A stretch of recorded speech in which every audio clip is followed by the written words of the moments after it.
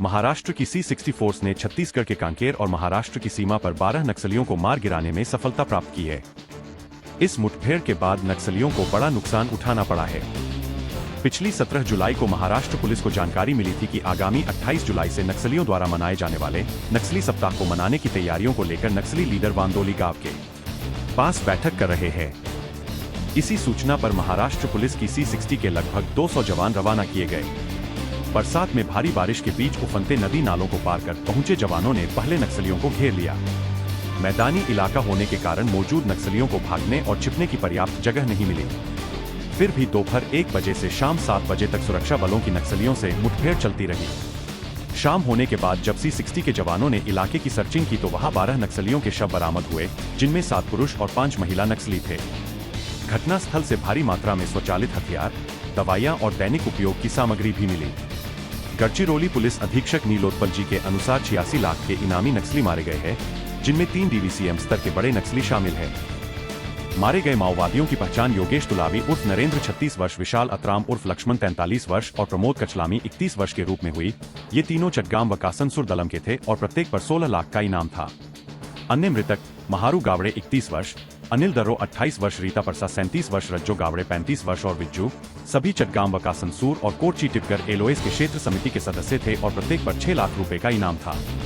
इसके अलावा चंदा पोद्यम, सीता हॉक, रोजा और सागर चटगांव व कासनसुर और कोरची टिपकर एलओएस के सभी सदस्यों के सिर पर 2 लाख रुपए का इनाम रखा गया था।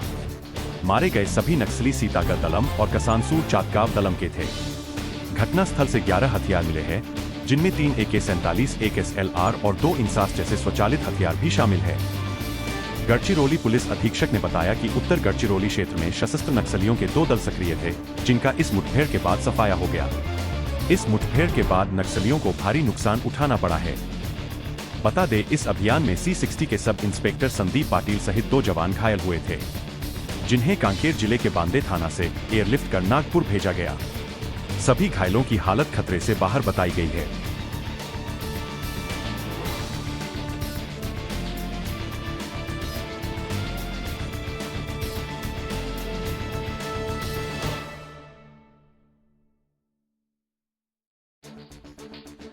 तो उसमें हमें 12 माओवादियों के मृतदेह मिले हैं, जिसमें 11 ऑटोमेटिक वेपन के साथ 7 ऑटोमेटिक वेपन के साथ कुछ 11 हथियार हमने जब्त किए हैं।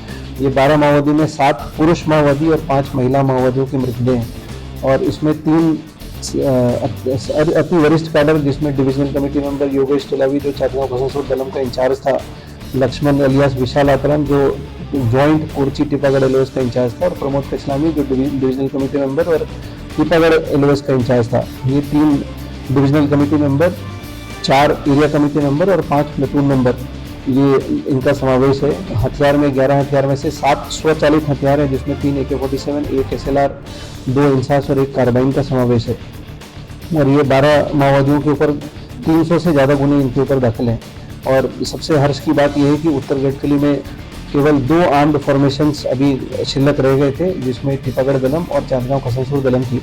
और कल के इस अभियान में, मुठभेड़ में, ये पूरी दलम, दोनों टिपागढ़ दलम के 5 सदस्य और चातगांव कसानसूर दलम के 7 सदस्य, कुल 12 के 12 सदस्यों का कल खात्मा गढ़चिरौली पुलिस ने किया है। और ये बताने में हर्ष हो रही है कि उत्तर गढ़चिरौली में अभी आज के दिन में एक भी सशस्त्र माओवादी की कोई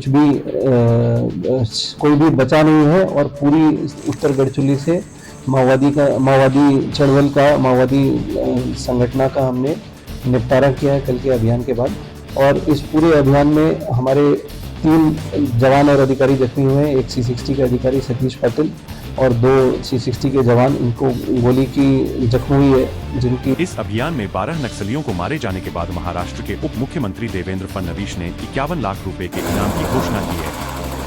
बता दें, लगातार सुरक्षा बलों द्वारा नक्सलियों पर शिकंजा कसा जा रहा है और इसमें सफलता भी मिल रही है। अभी तक नक्सलियों के घर माने जाने वाले दुर्गम क्षेत्रों में गर्मियों के बाद बरसात में भी अभियान जारी रख सुरक्षा बलों ने अपने इरादे जता दिए हैं। आने वाले समय में भी नक्सलियों को सुरक्षा बलों की चुनौतियों का सामना करना पड़ेगा या अपने लिए सुरक्षित ठिकानों की तलाश करनी होगी, जो अब संभव नहीं दिखता। लोकल न्यूज की रिपोर्ट।